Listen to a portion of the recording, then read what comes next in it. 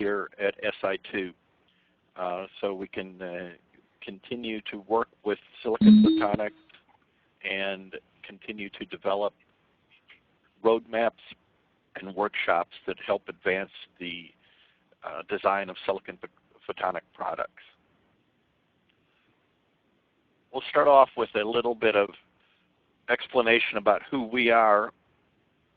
I know some of you probably know us pretty well, but we are an R&D consortium, and we're the leading R&D consortium for IC design. Some people think that we're a standards organization, but we're legally a collaborative R&D joint venture, which allows us to offer some protections against federal laws, antitrust laws. So when we get competitors talking to each other under our guidance, they cannot be sued for collusion.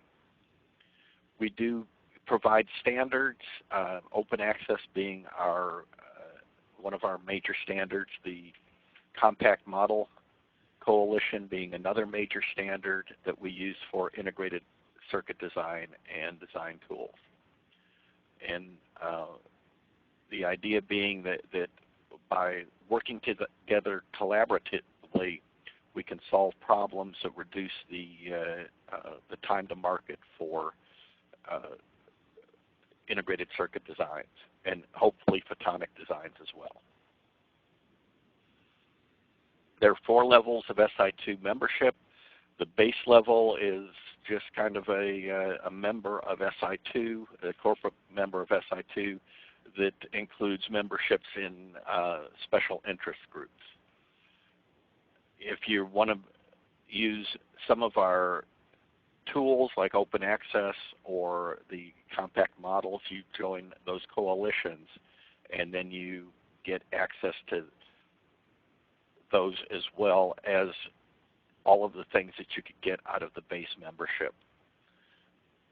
The open standards are our working groups that work on individual problems, and if you're a member of the open standards group, you get to be a participant in those working groups, and by being a participant, you get access to the results of that working group. So what are we doing here today? We're going to answer some questions. Well, we're going to ask some questions because, frankly, not everybody knows the answer. I don't think anybody knows the answer to some of these. And first off, what's going on in silicon photonics, and where do we want to go in photonics design? And the real question is, who do you want to control your future? Do you want it to be the EDA vendors, or do you want it to be the fabs, or do you want to have some control over it yourself? And then how can Si2 help with that? This was a presentation given at the OI conference in 2016 and by Dominic Goodwill, and it looks at the life cycle of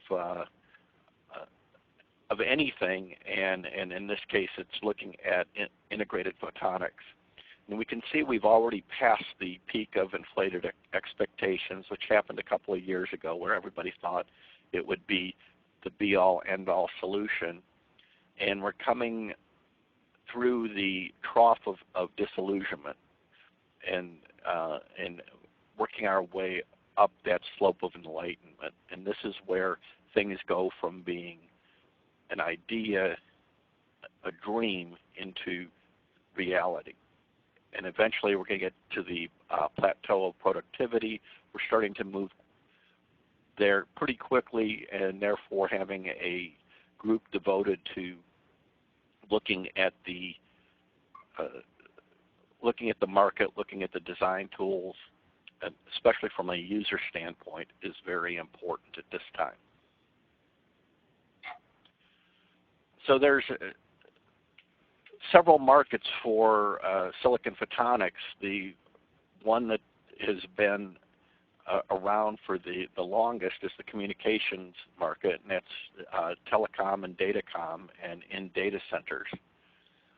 And that's a pretty healthy market, has a lot of participants, and is pretty mature.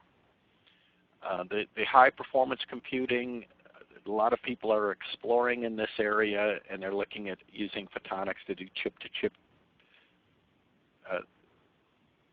communications, or using even photonics on a chip. And something I saw at a photonics conference in October is a demonstration of optical computing.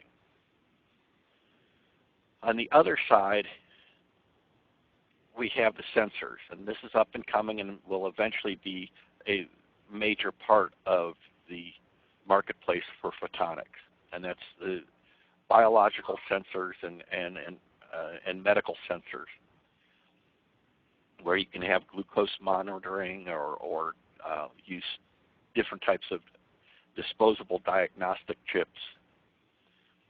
In addition, we've got environmental monitoring and things like spectrometers and gas sensing. And then on the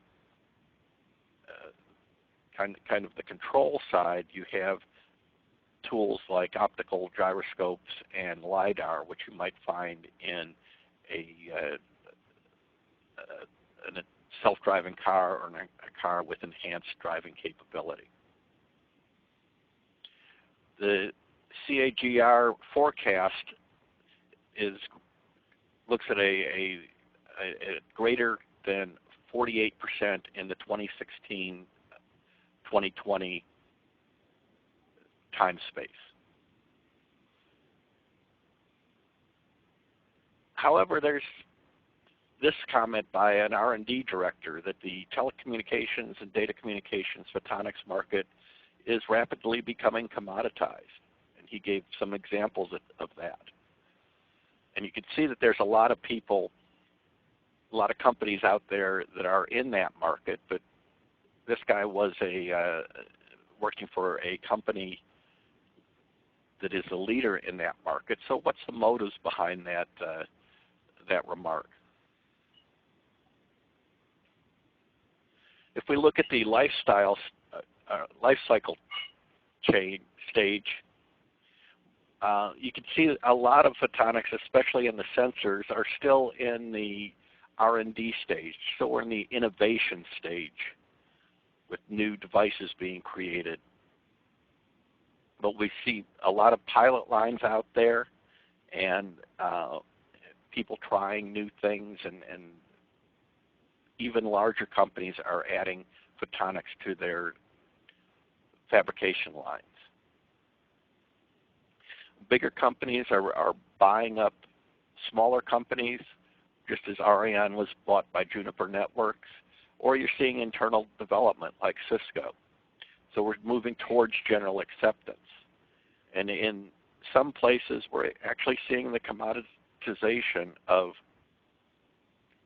photonics, especially in telecom. So let's look at a particular market, and this happens to be a passion of mine. There are tens of millions of landmines that are across the world in 60 countries. And every month, 2,000 people are killed or injured, about 40% of them children. And there's millions of acres that are unusable for farming because of munitions that are buried in them. Now, some of these landmines have been in the ground for 40, 60, 75 years, and some of the munitions have been in the ground much longer than that, but they're still quite dangerous. In order to get them out, you have to find them. And if you're an engineer, you strap on a 20-kilogram backpack, you get a long pole with a sensor on the bottom, and you walk out into the minefield looking for mines. Or if you're a Marine or a grunt, you get your bayonet out there and you're on your knees and you're pushing into the dirt every couple of inches looking for mines.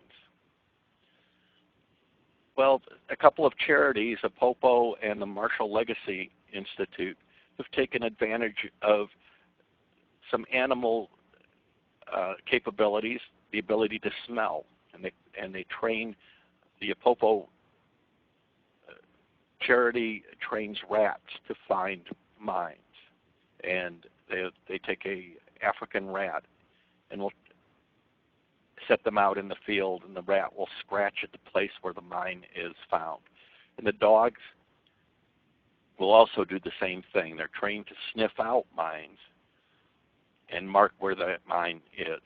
But that's pretty expensive, about 6,000 euros per rat, or 25,000 euro or $25,000 for a dog to be trained.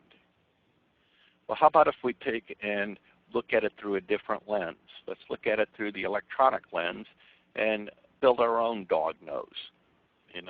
Build a explosive detecting optical lab on a chip.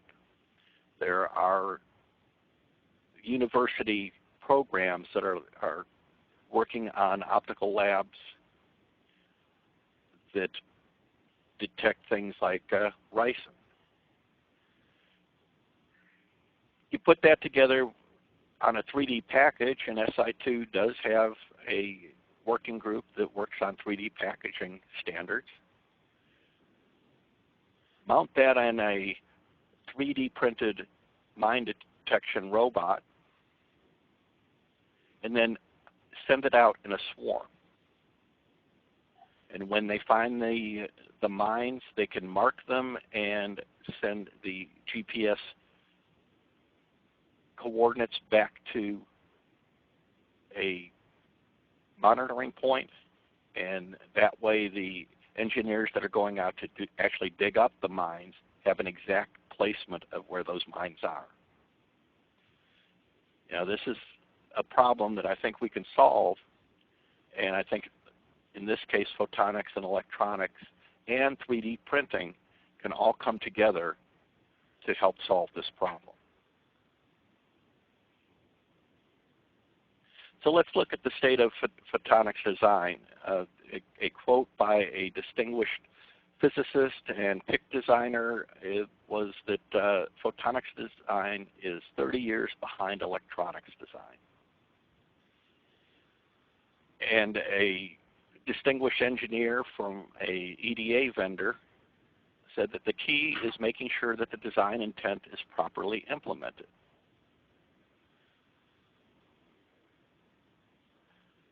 When I first got into photonics design this last year and started studying it, I realized that something was really different, and I came up with this quote from Douglas Adams, that there's a theory that if someone actually discovers what the universe is for and why it's there, it will instantly disappear and be replaced by something even more bizarre and inexplicable. And finally, after 38 years in the integrated circuit industry, I run into something like this. Some weird science is demonstrated by a video put on by Hewlett-Packard Enterprises. In this case, I have a waveguide over here, and I've got a laser coming in, and we can see that the laser it goes through the waveguide and out here, and that's considered a 1. So the light is diminished very little as it goes through the waveguide. Now what happens if I add a little bit of heat to the micro ring in here, and we get the micro ring grows a little bit larger, and once it reaches a certain diameter, it syncs up with the waveguide. Then it starts stealing the photons from the waveguide. In fact, steals all of the photons, or nearly all of the photons from the waveguide, and we end up with an output of 0. And that's how we encode the zeros and ones for communication. It means we're dealing with new physics, new models, new simulators, and completely new design flows.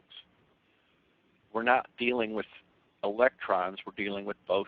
It's a lot different, and as I said, weird science.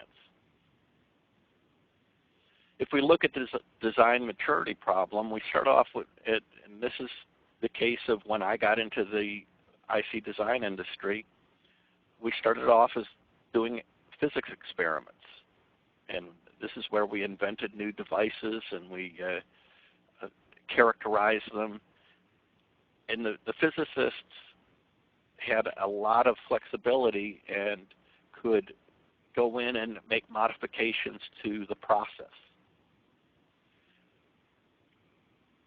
This resulted in high uncertainty, but it allowed a lot of exploration into what was possible.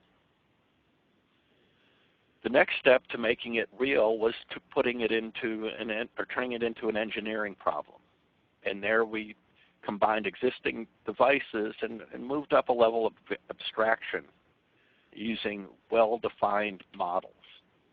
The process was fairly well characterized as well. And here we're focusing mainly on what the market requirements were and how do we meet them. And so the engineers had to understand the trade-offs of using a particular set of devices. They were looking for high predictability. Finally, many years later, we got to technical solutions, and this is where we had a lot of automation put into the design flows. And we also ended up with PDKs, or process design kits. The concern here is time to market, and the engineers doing the technical solution really more understood the physical constraints than all of the other physics and engineering had to previously. And as we moved from left to right, we saw fewer and fewer parameters available to change. Their focus on here was risk reduction and a high design success rate. After going to a couple of conferences and talking with people and taking some classes, it looked to me like silicon photonics was making that jump from physics experiment to engineering problem. They're not completely there yet because of the variability and issues we have with process, and just beginning to make those steps from the engineering problem into a technical solution. And we can see that the vendors have responded. These are a couple of quotes I've got from engineers at PDA vendors. One is that there's a lot of stuff we learned at advanced nodes where the solution is very applicable to photonics. And in that quote, he pointed out specifically edge roughness and width variation. Another engineer was quoted as saying, you're still doing verification, lithography simulation, and you still need a full flow as you do in CMOS.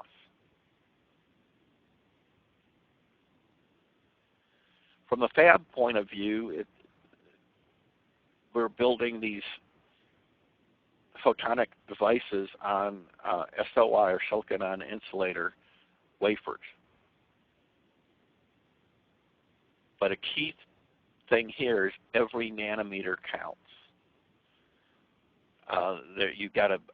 Because you're doing CMOS, you have both the blessings and curses. The blessings are there's a high index contrast. You get really good precision at nanometer levels. The devices that you can create are very high performance with small bend radiuses. You can make grating couplers, and once you get into volume, it's low cost per volume. The curse is there are all sorts of scattering losses.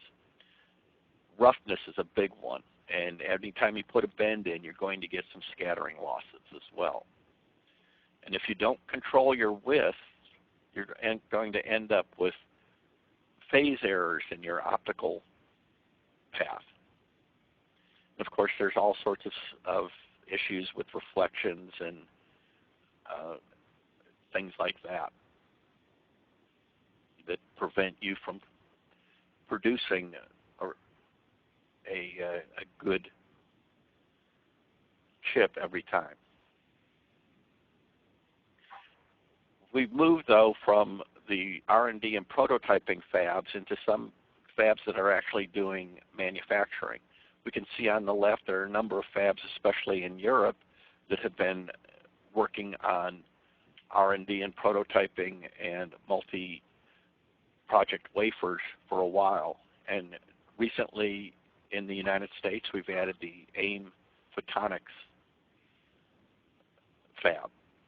In manufacturing, ST and Global Foundries, IBM, and Freescale, which was at XP and is about to become Qualcomm, have all been part of getting photonics out into more people's hands. But a key to making this work is making sure that you've got good photonics PDKs. So we're back to the questions, if this market is going to be growing by 48%, how do we serve that market? How do we get there? Is there a common industry roadmap? I know there's one specifically for datacom and one for telecom, but is there a common industry roadmap, and who owns it? Because those roadmaps are going to guide EDA vendors, and they're going to guide fabs in their investments. And what are the obstacles that interfere with design and manufacture of these systems? But most importantly, who's going to determine your photonic future? Well, one way of doing this, and probably the most efficient way, is sitting down at a table with a bunch of people and talking about it. It's very efficient. You get different views. You identify common issues. The EDA vendors can go off and create products that solve the problems that were discussed, or the PDA vendors, and everybody gets an idea of what's going on. Unfortunately, the government doesn't like that. It's called collusion. And if you get caught colluding, you can be fined 3 times the damages. You can go to a marketing or standards group, but you need to make sure that you do your due diligence. Number one, make sure that they're government registered. There's some out there that just set themselves up as a group and really have no registration. Make sure you've got antitrust protection and that you're protecting your proprietary IP. With Si2, because we are a collaborative R&D joint venture under the National Cooperative Research and Development Act, of which there are only 2 in our industry, Accelera being the other one, you get these protections. First off, we're an honest broker. We're not going to be there pushing somebody's EDA solution or PDA solution or fab solution. We're there as an honest broker between all of the people sitting at the table. Second, you get antitrust protection. And if you give your non-disclosure, you get IP protection as well. In addition, there's a lot of expertise in Si2, not only the people that work directly for Si2, but also we have over 70 companies that are members of Si2, and there's a lot of expertise across design.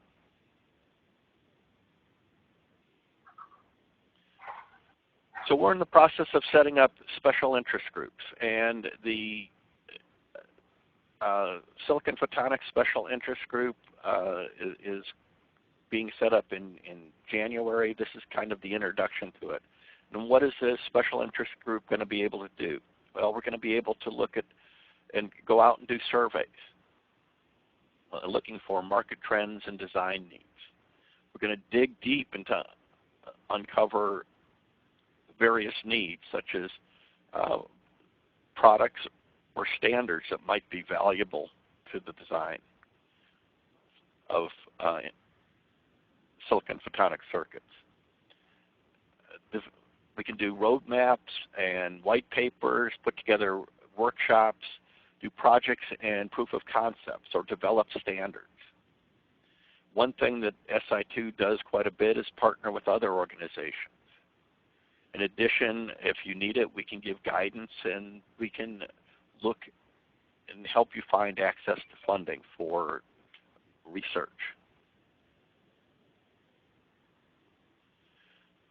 In terms of surveys and roadmaps, we can do regular targeted surveys, going out into the market or going to the design groups or looking at the life cycle of the photonics designs.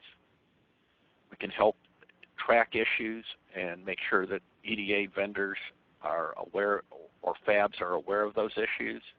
These things will be group developed and vendor agnostic. We're not going to allow one vendor to dominate. And then the results become available to the members, although we may also do panels at the conference.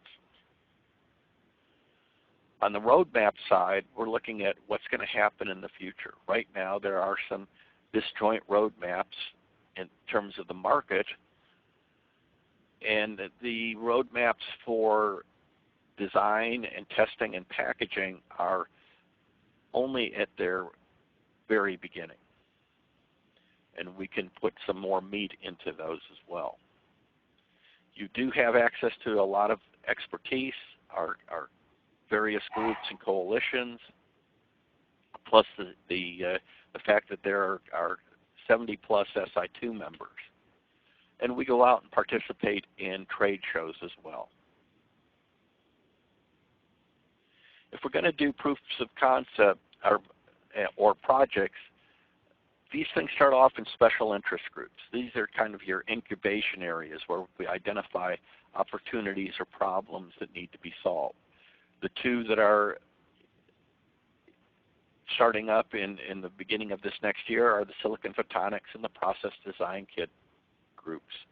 Both of these, all they require is an Si2 membership. If there's work to be done, we do that with the working groups, and these are our development areas where we do prototypes and implementations and also develop standards as well. Whether you're looking at PDKs, packaging, there was a Silicon Photonics working group that finished their project, and now that the project is being submitted to one of the coalitions, that group has been winding down. So these things get started up and work on a particular project, and then they'll wind down, and the results of the project are available to the people that supported that particular group. These require an open standards membership to participate and get the benefits of that group. We also have the coalitions, the Open Access Coalition and the Compact Model Coalition. And these are our production standards. So if you want to take advantage of those, you need to be a member of the coalitions themselves. Finally, in 2016, we added a university program. And this is where we get a chance to use graduate and undergraduate students to help do some of the development. And when a project gets started, we'll look to see if someone wants to sponsor or mentor some of these budding engineers and use them on that particular project. Gives you a chance to take a look at what's coming out from the universities and maybe find a good new hire. But in the meantime, we also get to take advantage of them and get some work out of them to advance the various pieces that we're trying to create. If you're in Silicon Photonics and you want to talk to the PDK people, they're happy to talk to you. Just as, and so if you're looking at how do we create PDKs for silicon photonics, that's a good way of talking or getting that information. Because we are aligned with other groups, we can go out to conferences and sponsor panels, produce papers, develop standards that they adopt, or even produce workshops. If there's real work to do, that work goes into the, such as creating a proof of concept, that work goes into the working groups that then create the implementation and maybe even pass it off to the one of the coalitions.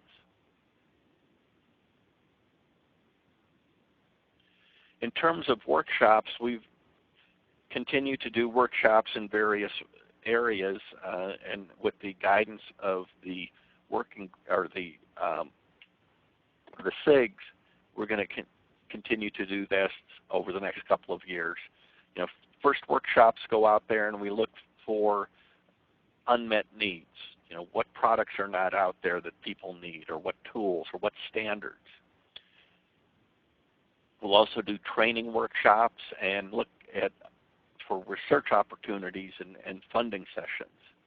And we're especially looking at the cross-pollination, going from taking an electronic engineer and giving them enough information that they can go out and do some photonic design. We'll be doing this at conferences, and we'll be doing this in webinars, both internal and external or open webinars that allow a wider participation.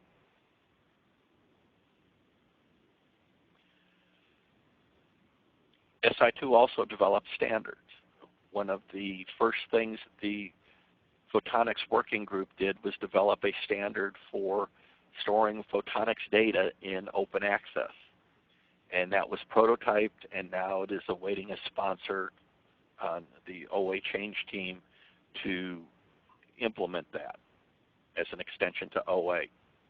But photonics right now seems to be a little bit early for a lot of standards, and I think that once the special interest group is up and running, we'll be able to differentiate standards that need to be in place and standards that aren't quite there yet.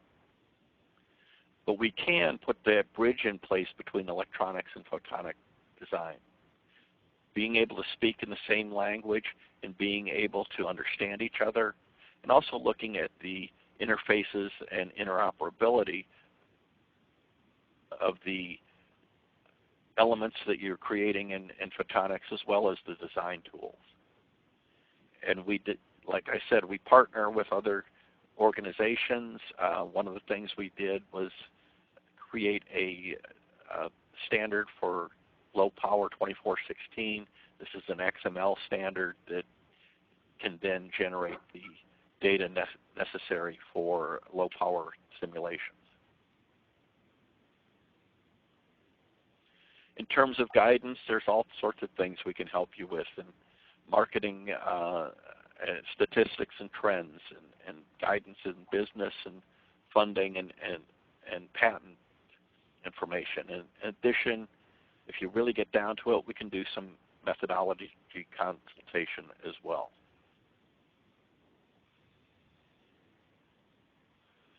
So in order to start the conversation, a special interest group can be sponsored. And all you have to do is be a member of Si2, and you can sponsor it off of our website, and you can choose the topic. You fill out some forms identifying the chair, the list of potential members, the mission statement, and your planned deliverables and your timeline. That goes before the board, and the board will approve it. Once you have the board approve it, we're going to give you a standard setup, which gives you some basic web pages, some community pages so you can communicate and keep your data out there as part of the community. Mailing lists will help set up meetings and manage those meetings, making sure that everybody gets invitations, making sure that the meetings get recorded. Various management things that happen with Si2. You'll get a repository for data with access control on that repository.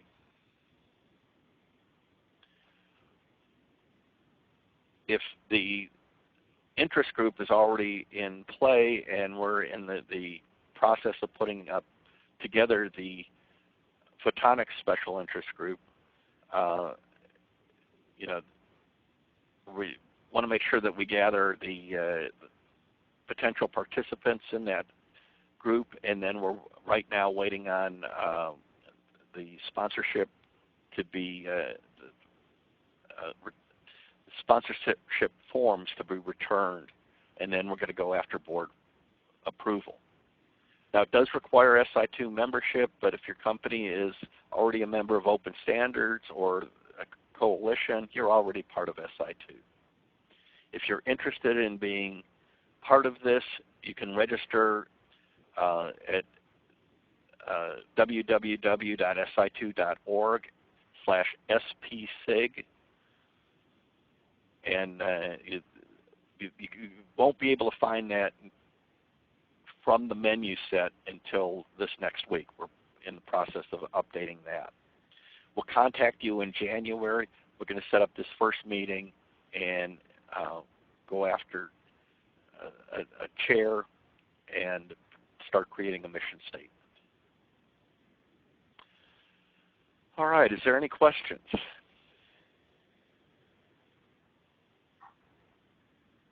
Nope, not me. Let's see. Let me check the chat here. Dave, can you hear me? Yeah, I heard you. Okay. Yeah, I was just... Okay. Well, thank you very much for attending. I hope you get it. Hope you look us over and decide that it would be valuable to be a member. And Mitch, I know that I have all of your articles bookmarked and reread them before I was putting this thing together. You might have even seen a quote or two that I borrowed from you. I have a brief question. Would it be possible to ask you to send the presentation that you've used today? Okay, and you are? Patrick Leck, Mentor Graphics. All right. Yeah. If you were signed up, I will go ahead and I'll send the presentation out to all of the fantastic all the people. Great, thank you. Thank you very much. The call for